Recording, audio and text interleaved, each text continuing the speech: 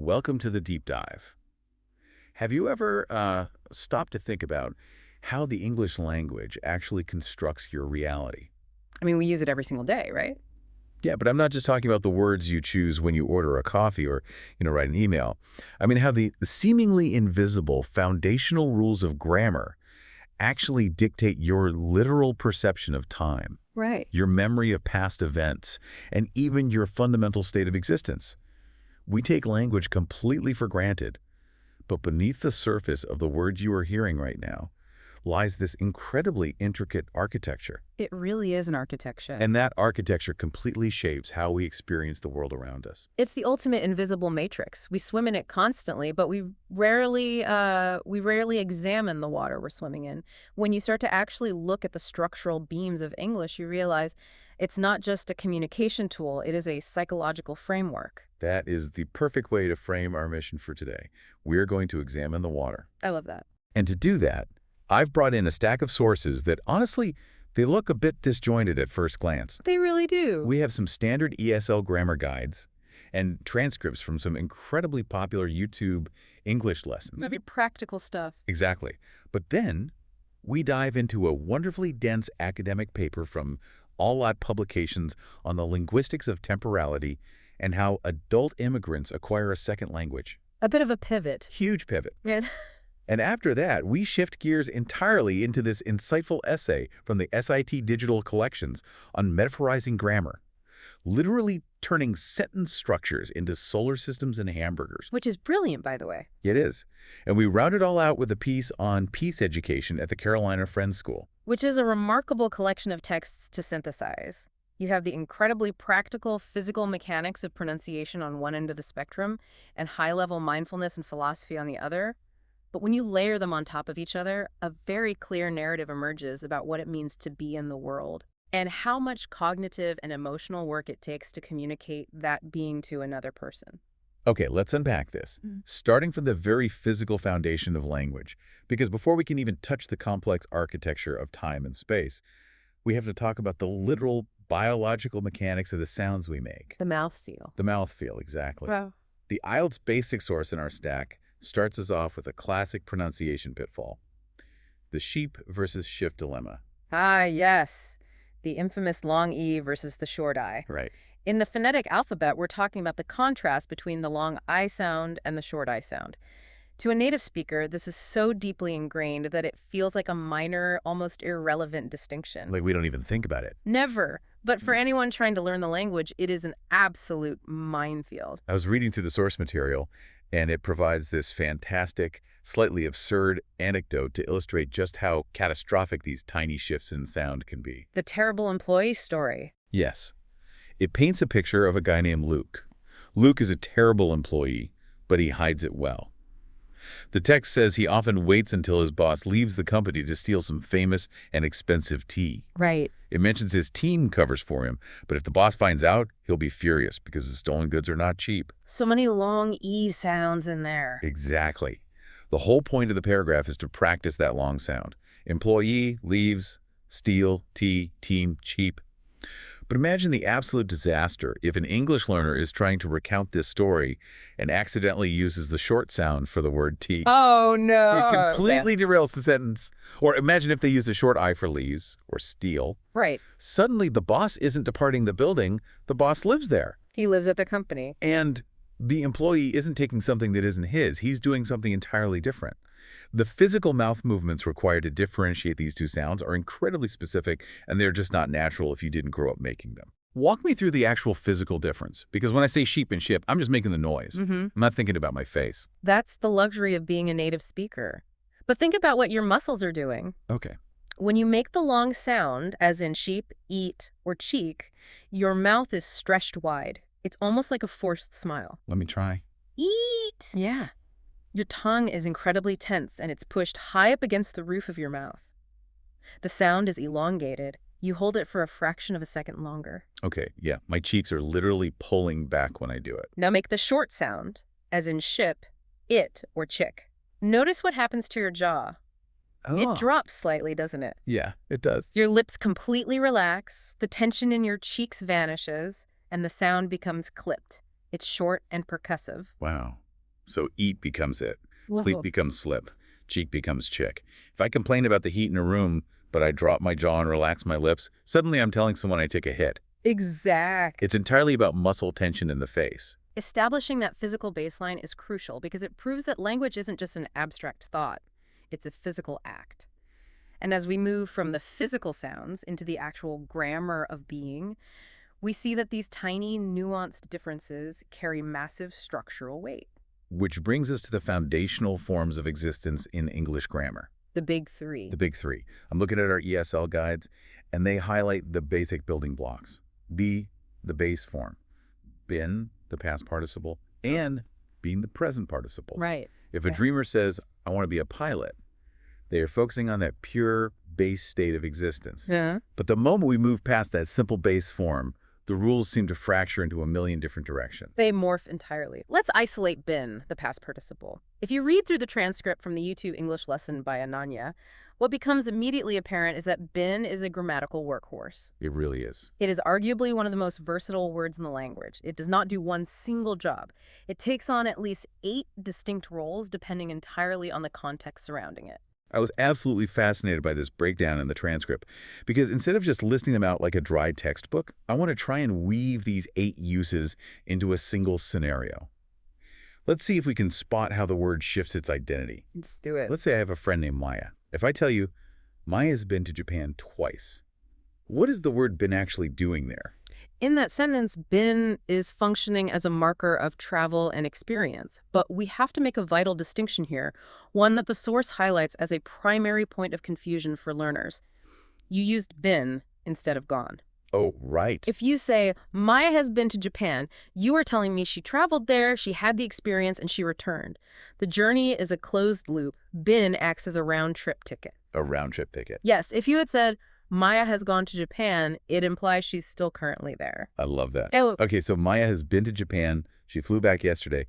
And now I tell you, it has been a really long day for Maya. We've completely lost the travel aspect, haven't we? Entirely. The physical geography of the first sentence has morphed into an emotional and physical endurance in the second. You are now using been to describe a state, a feeling, or a condition over time. Right? The structure is identical, has been, but the domain has shifted from a passport stamp to her psychological state. It describes a condition that started earlier in the morning and is still heavily impacting her right now. Let's keep going. Maya is tired, but she has been working on her presentation since she got off the plane. This is the third use, ongoing actions. Specifically, the present perfect continuous tense. What been does here when you pair it with an ing verb like working is stretch the action out like a rubber band across time. Like a rubber band. It tells the listener that this wasn't a singular, isolated event. It is an unbroken line of effort from the past directly into the present moment. It's the grammatical equivalent of a progress bar. So it emphasizes the duration. Now let's say I go to her office to check on her, and her coworker says, oh, Maya's been out for coffee. Use number 4. Visits or temporary stays. It's an echo of the first now and there.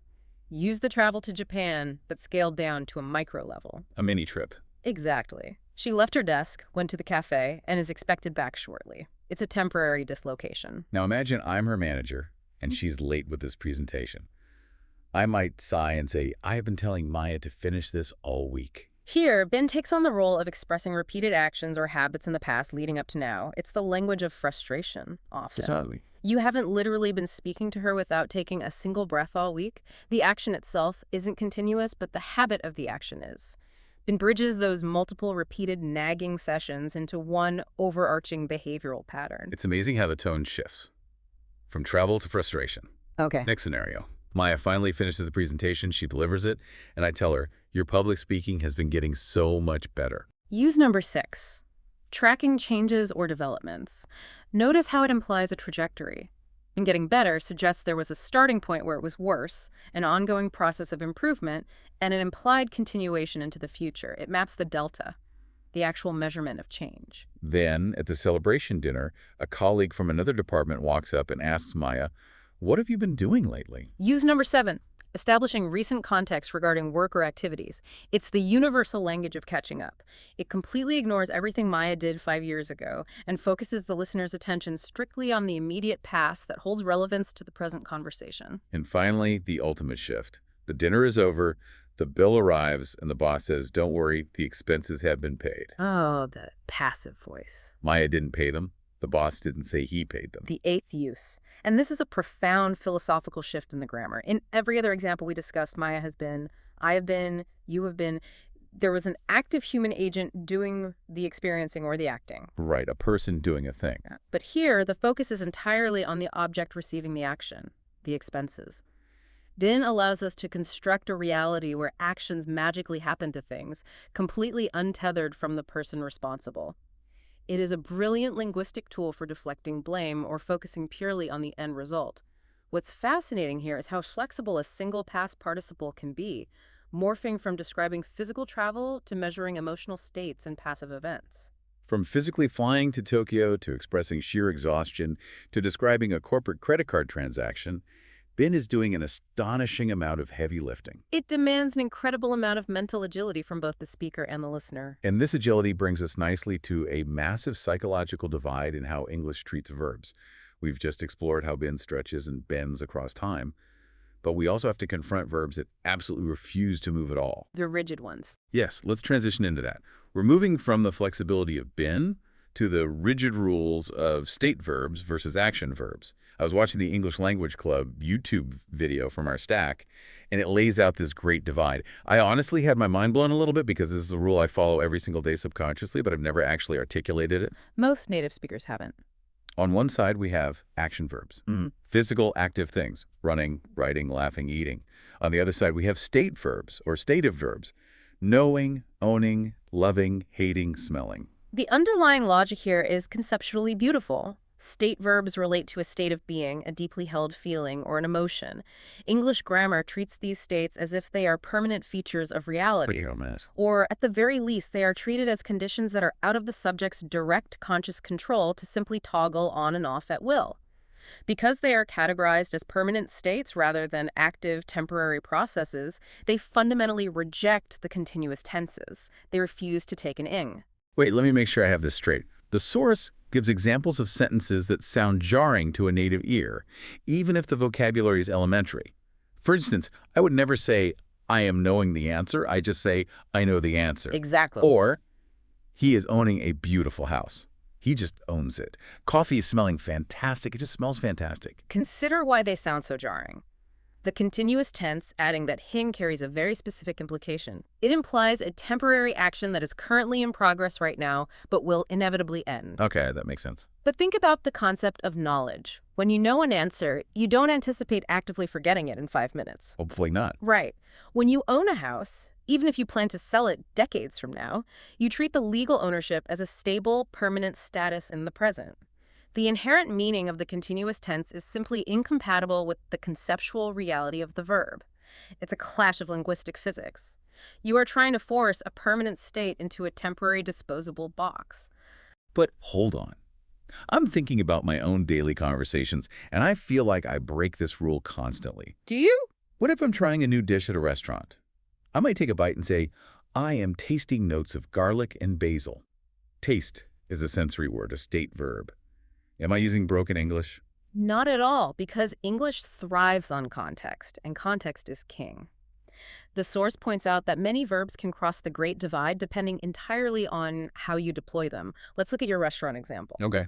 If you say, "This soup tastes salty," the soup is the subject. The soup is existing in a passive state of being salty. It's a state verb. Right. But when you say, "I am tasting the soup," you are the subject. You are engaged in the active, deliberate, physical process of evaluating the flavor.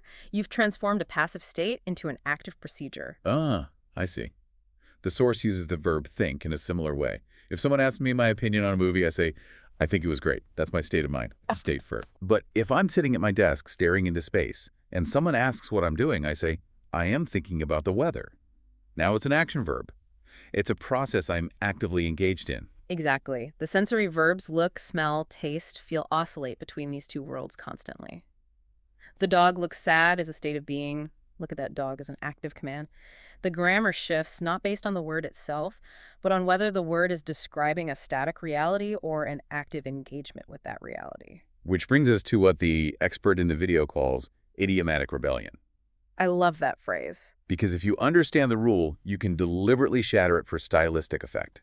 We see this in massive cultural touchstones. Mm. McDonald's billion-dollar slogan is, "I'm loving it." The ABBA song phrase is, "Knowing me, knowing you." Yes. Technically, according to everything we just discussed, love and know are strictly state verbs. They shouldn't have an ing.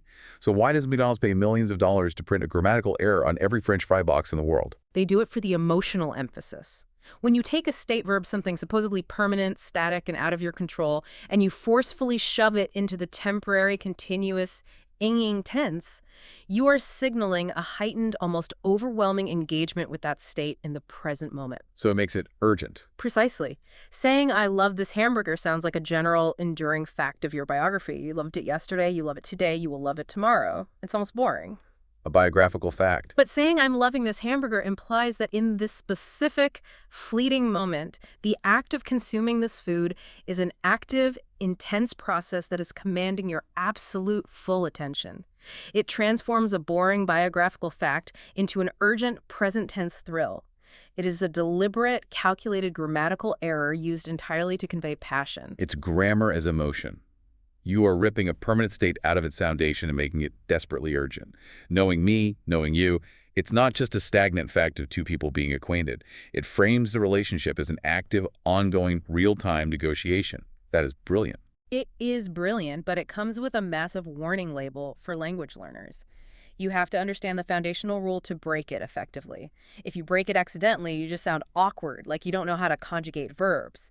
But if you break it deliberately, with the right intonation and context, you are manipulating the deep psychological undertones of the language. Okay, we've talked about states of being, and we've talked about how we stretch actions over time.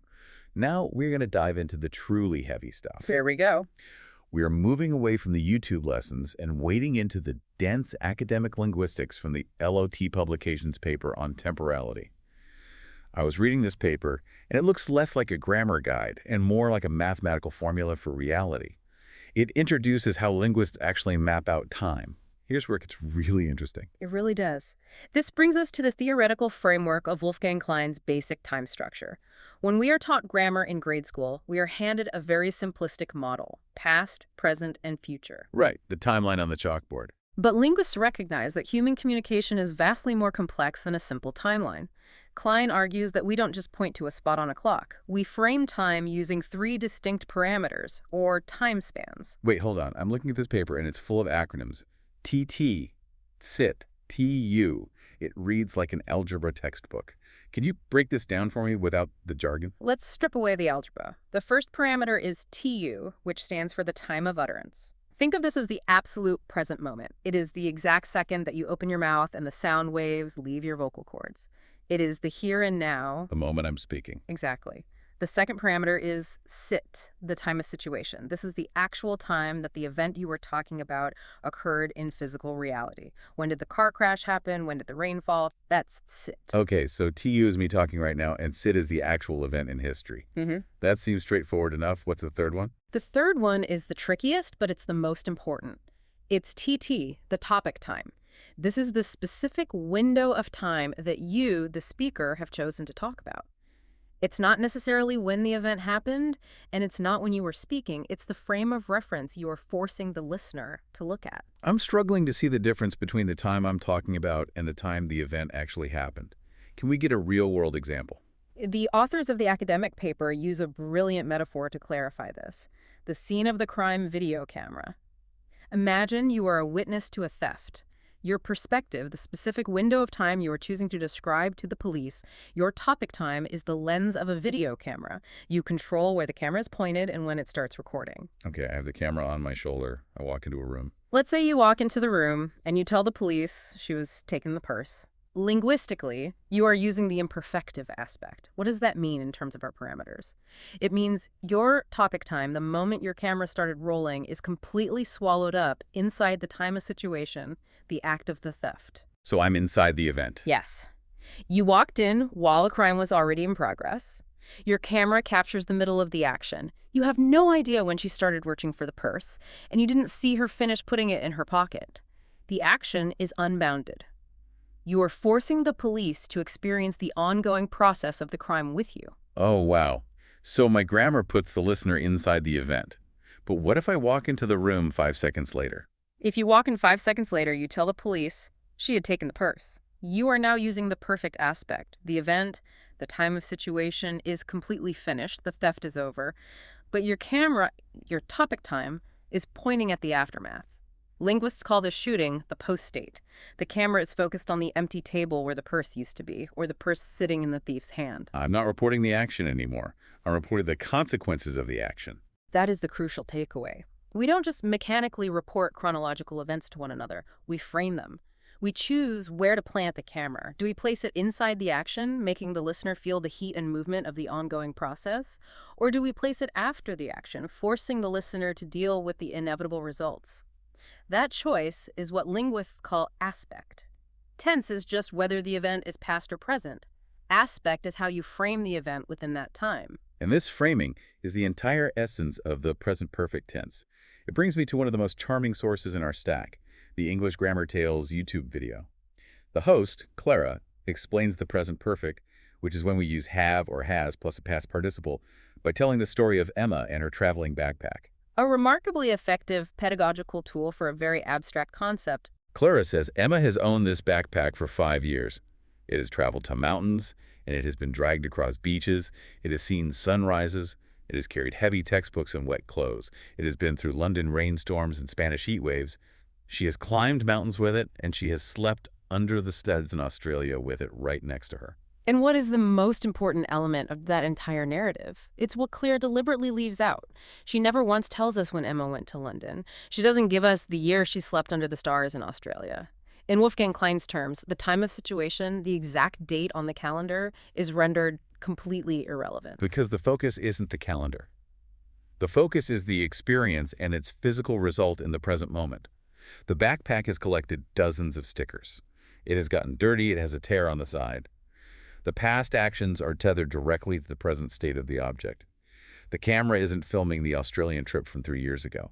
The camera is pointed at the dirty, sticker-covered backpack sitting on the floor of the room right now, and the grammar contains the entire history that made it look that way. That perfectly articulates the distinction between the simple past and the present perfect. If I use the simple past, I need a specific time marker. I say, I visited Paris in 2019. I am picking up the camera and transporting the listener back to 2019. But if I use the present perfect, there is no time marker. I have visited Paris. The camera never leaves the present moment. I am simply informing you that the experience of visiting Paris is now permanently downloaded into my current state of being. It's so elegant when you break it down like that. But the academic paper doesn't stop there. It takes this architecture of time one step further, diving into something they call lexical aspect or action sart. And this is where things get really deep. This is the idea that verbs themselves inherently contain the architecture of time inside them before you ever attach a grammatical tense to them. The paper categorizes every verb into 0 state, 1 state, and 2 state verbs. This is a vital concept for understanding how language constructs our reality at the deepest level. Let's look at a 0 state verb, like to be or to love. Linguists call these atelic and durative. What that means in plain English is that there is no natural endpoint, and there is no contrast built into the word. If you love your child, that state simply exists without boundaries. It doesn't naturally expire after an hour. Right. A one-state verb, like to swim or to look, is dynamic. It involves physical action and energy, but it is still italic. There is no inherent goal or finish line built into the word swim. You just perform the action until you get tired and stop. I see where this is going. If 0 and 1 state verbs have no finish line, the 2 state verbs must be the ones with the built-in destination. Exactly. The 2 state verbs are where the structural drama happens. These are words like to die, to find, or to take. These are telic verbs. They have a built-in, non-negotiable destination. There is a definitive source state and a definitive target state. Think about the verb to find. Before you find your keys, they are lost. After you find them, you possess them. Before an organism dies, it is alive. After it dies, it is dead. The verb itself is a bridge containing a transition from state A to state B. That makes total sense. You can't be in the process of finding something for 3 hours. You were looking for it for 3 hours, and then you find it in a split second. The verb is the finish line. And this inherent, built-in time dictates how we can manipulate these verbs grammatically. If you take a 2 state verb like take and force it into the continuous tense, like our crime scene example, she was taking the purse. You're doing something highly unnatural. You are artificially freezing time, right in the middle of a microsecond transition between state A, the purse on the table, and state B, the purse in the pocket.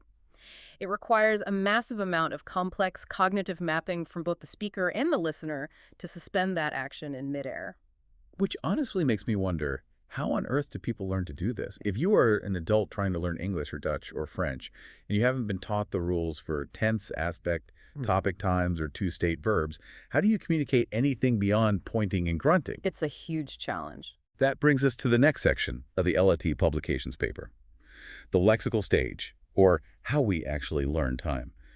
The paper features data from the European Science Foundation project, which studied Moroccan and Turkish adult immigrants acquiring Dutch and French without any formal classroom instruction. We are introduced to learners named Ergun, Mohammed, Fatima, and Abdelmalek. What this data reveals is the absolute sheer ingenuity of the human brain when faced with a communication barrier. When these adult learners first start speaking a new language, they don't have access to verb conjugations. They don't know the difference between the simple past and the present perfect. Their verbs are completely uninflected. They just memorize the base form of the word and use it for everything. So the linguistic puzzle they have to solve is, how do you express a complex timeline if your verbs are frozen in the present tense? The answer is, they cheat. They cheat. Or rather, they creatively hack the system using vocabulary instead of grammar. The learners rely heavily on what linguists call temporal adverbials, or tabs. We're talking about words like yesterday, today, tomorrow, always, still, already. They use these standalone words to manually set the topic time, and then they just drop their uninflected base verb right next to it. It's an incredibly robust and efficient system. The researchers call it the basic variety. If you want to talk about something that happened in the past, you don't need to waste mental energy recalling irregular past tense verbs. You just slap the word yesterday at the very beginning of the sentence and use the present tense verb. The temporal adverbial does all the heavy lifting for the entire utterance.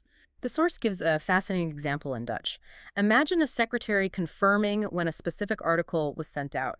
If she's a native speaker using proper grammar, she says, Gisteren om 6:30 had hij zijn artikel verfaxed. Yesterday at 5:30, he had faxed his article. She uses the complex past perfect tense. But a language learner like Ergun or Mohammed might say, Mr. N on 6:30 hij fax article. Yesterday at 5:30, he fax article. They rely entirely on the position of those time words to set the scene. And the paper notes that the physical placement of the word yesterday changes the entire scope of the sentence. The structural placement is the key to the hack. Consider the difference in English.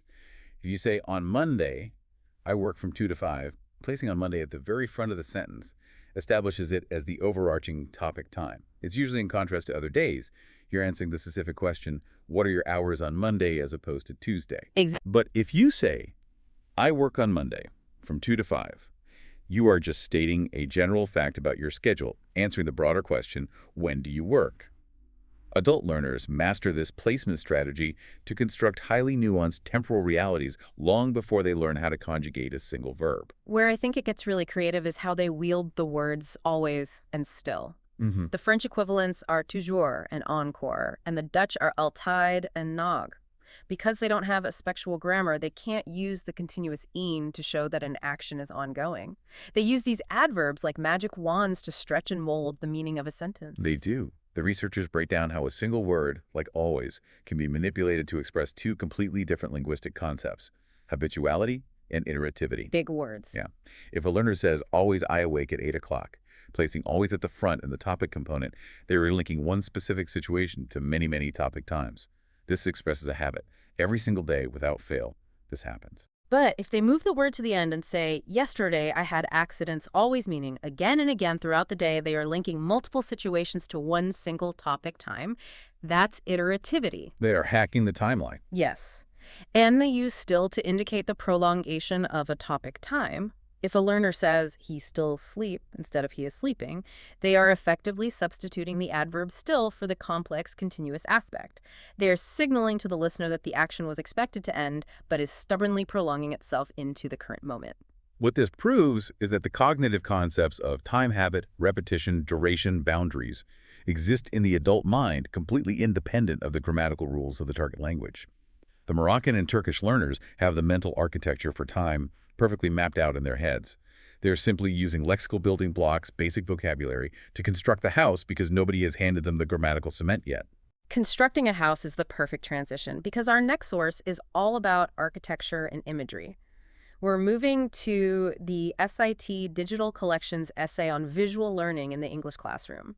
And the central driving question of this essay is, why do we force students, native speakers, and language learners alike to rely on dry, rote memorization of abstract rules when we can use powerful visual imagery?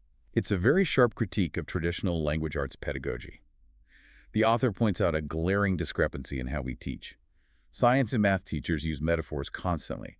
They absolutely have to, because they are constantly dealing with the invisible, the microscopic, or the highly abstract. Right. The essay mentions how Niels Bohr's model of the atom is often taught to children as a bookcase. The shelves are the different energy levels, and the books are the electrons moving up and down. Or how an electric circuit is almost always taught as a plumbing system. The battery is a water pump, the voltage is water pressure, and the wires are pipes. It makes it so clear. The essay lists so many of these universal teaching tools. Blood vessels are highways. DNA is a spiral staircase. The human immune system is a police force fighting off invaders. But, English teachers, the author notes they rarely use metaphors to teach the mechanics of the language itself. We just hand kids a list of definitions. Which is an incredible missed opportunity. Sentence structure is highly systematic. It is an ecosystem of dependent parts interacting with one another, much like the scientific concepts that rely so heavily on analogy. When the author of the essay finally decided to apply this scientific, visual approach to grammar, the results in the classroom were remarkable. I absolutely love the specific metaphors the students and the teacher co-created. Let's walk through the solar system of speech. This is how they visualize the 8 parts of speech.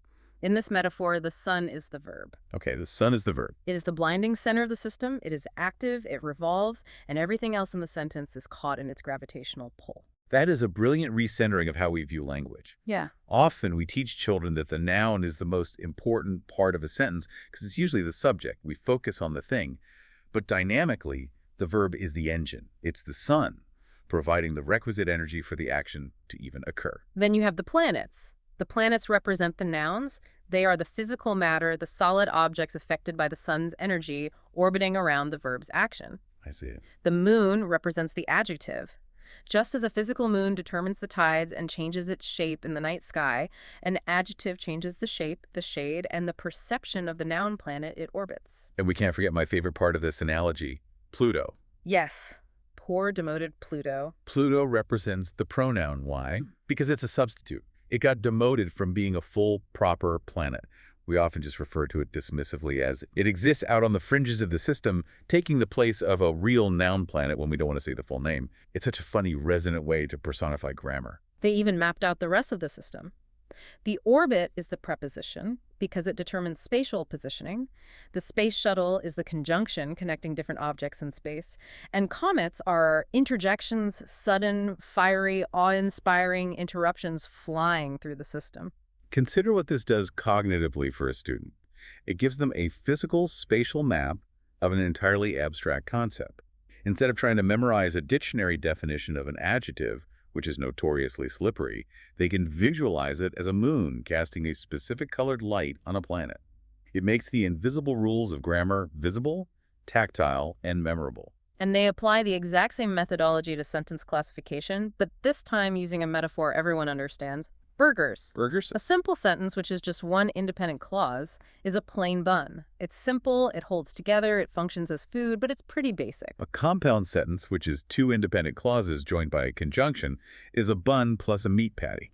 You have 2 substantial, distinctly different foods coming together to make something much more filling and complex. Then you have the complex sentence and independent clause paired with a dependent clause. In the burger metaphor, this is a plain bun that has been upgraded with sesame seeds. Sesame seeds. The sesame seeds are the dependent clause. They can't be a meal on their own. They literally depend on the bun to support them, but they add texture and make the simple bun more complex. And finally, the compound complex sentence is the ultimate meal, the bun with sesame seeds plus the patty. It's a very visceral, hunger-inducing way to understand the grammatical weight and dependency of clauses. A dependent clause isn't a full, satisfying patty. It's just sesame seeds. If you try to serve someone a plate of sesame seeds, they're going to look at you like you're crazy. It requires the independent bun to support it. The essay also tackles what is arguably the most frustrating part of English grammar: verbals, gerunds, infinitives, and participles. These are words that look exactly like verbs but act like nouns or adjectives. Very confusing. The expert in the essay shares a metaphor calling these rogue actors.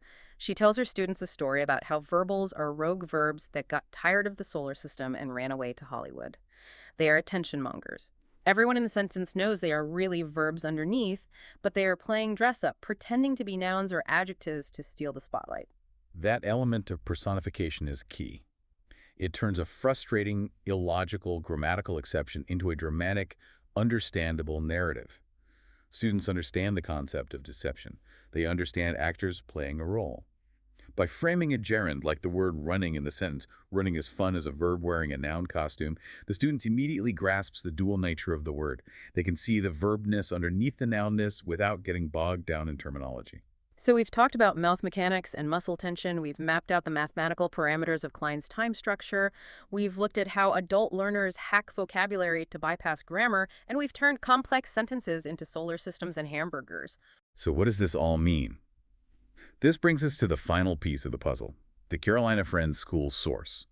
When I first looked at this, I thought, how on earth does a Quaker school's approach to peace education connect to grammar and linguistics? It connects directly through the concept of the state of being. Grammatically, as we discussed, a state of being, knowing, understanding, existing, is a foundational linguistic concept. Yeah. But psychologically, entering a literal state of being that is conducive to learning is the most critical prerequisite for mastering any complex system, especially something as daunting as a new language. Right. The essays from the Carolina Friends School highlight a profound truth. Cognitive space, frustration tolerance, and an inner sense of peace are not just warm, fuzzy emotional goals, they are rigorous academic necessities. The source from the early school teacher, Sarah Orphanides, talks about how they weave this into the daily fabric of the children's lives. They don't just demand the kids sit down and be quiet. They actively teach practices of peace. They practice active listening, demonstrating to the kids that their voices have value. They validate a full, messy range of emotions. Which is hard for kids. It is. They read specific books like My Mouth is a Volcano to help kids understand the physical urge to interrupt people, and The Girl Who Never Makes Mistakes to normalize failure. When a child struggles with a task, the teachers don't rush in to fix it for them. They deliberately frame the struggle and the moment of learning. And crucially, they provide physical infrastructure for this psychological work. The text describes the implementation of a peace bench. I was incredibly struck by a quote from an early schooler in the text who explained the bench perfectly. The child said, "People use the peace bench to get back to what the normal feeling is. Happy, playful, doing fun things, and sometimes hard work." That's beautiful. The school recognizes that emotional dysregulation, anger, frustration, confusion, literally pulls you out of your optimal state of being. You need a dedicated physical space and a reliable process to return to a cognitive baseline where learning can actually occur. They also use visual metaphors, much like our grammar teacher with the solar system. They have a mindfulness practice called settling in. The teacher gathers the children around a candle, and they watch the glitter settle in a special water-filled glitter bottle. Oh, I've seen those. As the physical pieces of glitter slowly drift to the bottom of the bottle, the teachers guide the children to practice settling their own internal glitter, their anxiety, their excess physical energy, their swirling distractions. Let's connect this back to the adult language learners we discussed earlier. Ergan, Mohammed, Fatima. Their journey is incredibly fraught with internal glitter. Imagine the profound frustration of having complex, sophisticated adult thoughts in your native language, but only possessing the grammatical tools of a toddler in Dutch or French. It must be exhausting. Think about the daily anxiety, the embarrassment of mispronunciation, the sheer cognitive overload of calculating topic times and two-state verbs on the fly. To successfully navigate that, an adult learner must cultivate the exact same internal peace, the exact same frustration tolerance that the Carolina Friends School is teaching its 3-year-olds. And the text makes a really profound distinction between just being quiet and actual mindfulness. In the middle school meeting for worship, the older students gather in silence. But it's not a punitive, forced silence. It's an active tool. Right. One middle school student is quoted saying, "When I feel overwhelmed and confused, being silent can help me find my way back to calm. Sometimes I can solve something I couldn't figure out before." Another student said, "When I have just had it with my friends, meeting for worship helps me get the space I need to like them again." If we connect this to the bigger picture, that is the essence of it. Silence in this context is not the absence of noise. It is a vital mechanism. It is the active processing of whirling thoughts. The students use silence to consciously create cognitive space. Whether you are a middle schooler trying to figure out how to navigate complex social dynamics, or an adult learner trying to figure out whether to use the imperfective or perfect aspect to accurately describe a crime scene, you need that internal space. Emotional regulation is the foundational state of being required to grasp the complexities of communication. It really is. It's incredible how all of these seemingly disparate sources lock together. The physical tension in your jaw when you try to pronounce a long E sound instead of a short one. The complex mental geometry of deciding whether your topic time comes before or after your time of situation. The creative storytelling required to turn a dependent clause into sesame seeds on a burger. And the emotional maturity required to sit on a peace bench and let your internal glitter settle before you try to speak. It proves that language is a holistic system. It is not just a set of arbitrary rules handed down from a textbook authority. It is a biological, psychological, and deeply social phenomenon. True communication requires our physical bodies, our abstract reasoning, our creative imagination, and our emotional resilience all working in concert. Which brings us to the end of this massive, winding journey we've taken you on today. We started with the strict, almost mathematical rules of state versus action verbs and explored the incredibly flexible, shape-shifting 8 uses of the word been. We dove deep into the high-level linguistic mapping of time with Wolfgang Klein's parameters, using a video camera and Emma's traveling backpack to make sense of tense and aspect. We covered a lot. We did. We marveled at the creative genius of learners using always and still to hack the system, and the pedagogical brilliance of turning grammar into solar systems. And finally, we grounded it all in the foundational importance of internal peace for the act of learning itself. The ultimate takeaway here is to respect the invisible architecture. Every single time you speak, you are doing something miraculous. You are mapping your reality, you are manipulating the flow of time, and you're transmitting your precise emotional state of being to another human mind. We want to leave you with a final, provocative thought to mull over. We spent a lot of time today discussing how English forces us to constantly calculate time, past, present perfect, continuous. Our specific grammar forces us to obsess over exactly when an action happened, how long it lasted, and when it finished. But consider the alternative. Some languages, like Chinese or certain indigenous languages, are categorized as tenseless. They don't force their verbs to morph based on past or future. They rely almost entirely on context and vocabulary, much like our adult learners did in their basic variety. That's right. If the specific tenses we use in English actively dictate how we conceptualize the past and the future, how might learning and speaking a language that entirely lacks grammatical tense change your actual day-to-day experience of the present moment? If you no longer have to constantly slice time into perfective and imperfective pieces, does changing your grammar fundamentally change your state of being? Something to think about the next time you open your mouth to speak. Thanks for joining us on this deep dive.